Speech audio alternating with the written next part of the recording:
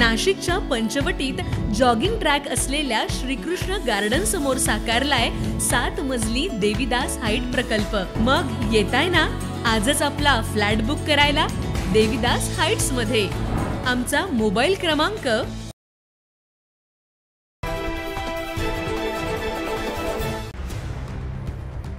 MIDCच्या जबरदस्तीच्या भूसंपादनाविरोधात नाशिकमधील अंबड, सातपूर, आडवण, पारदेवी आणि राजूर बहुला येथील शेतकरी आक्रमक झालेत।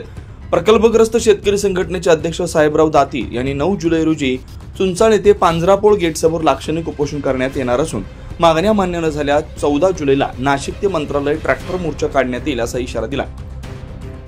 मी साहेबराव दाती, आम्ही आज अंबड, सातपूर, आडवण, पारदेवी व राजूर बहुला येथील सर्व शेतकऱ्यांची एकत्रित मीटिंग झाली आणि त्या मीटिंगमध्ये जे काही हे प्रशासन बळजबरीने या शेतकऱ्यांच्या जमिनी संपादित करत आहे, धनदांडग्यांच्या जमिनी सोडून यांना पर्यायी जागा उपलब्ध आहे।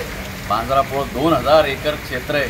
हे क्षेत्र ह्या श्रीमंती ट्रस्टीचं असल्यामुळे ते आमची जागा बळजबरीने घेऊन राहिलेले आहे। आम्ही सगळा आंदोलनाच्या माध्यमातून यांना विरोध केलेला आहे, परंतु या सर्व अधिकाऱ्यांचं, मंत्र्यांचं आणि या सगळ्या प्रशासनाचं साठलोटा असल्यामुळं हे गरीब शेतकऱ्यांचं कोणतंही म्हणणं ऐकून घेत नाही। या सर्व गोष्टींच्या निषेधार्थ आम्ही दिनांक 9/7ला पांजरापोळ येथे 1 दिवसीय लाक्षणिक उपोषण करणार आहे आणि प्रशासनाला सांगणार आहे की ही पांजरापोळची जागा ही असताना तुम्ही या बाकीच्या शेतकऱ्यांना का उद्ध्वस्त करताय।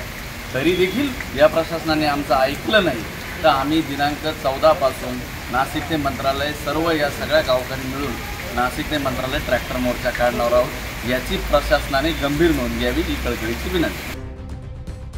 शेतकऱ्यांचा आरोप आहे की पोलीस प्रशासनाच्या मदतीने त्यांच्यावर दबाव आणला जातोय, जमीन बळजबरीने घेतली जाते। याआधी 1100 हेक्टर जमीन देऊनही त्यांच्या समस्या कायम आहेत।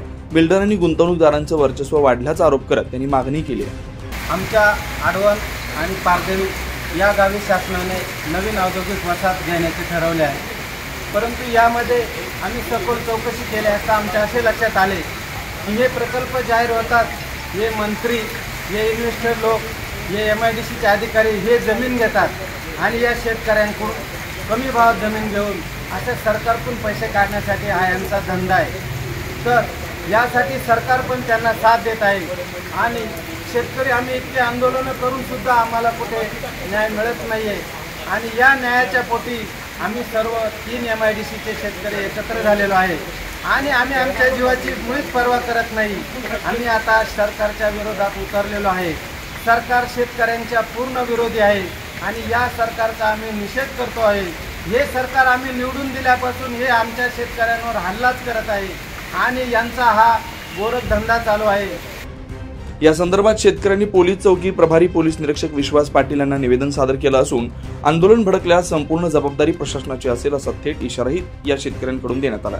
स्थानिक प्रशासन काय निर्णय घेणार याकडे सर्वांचं लक्ष लागून आहे।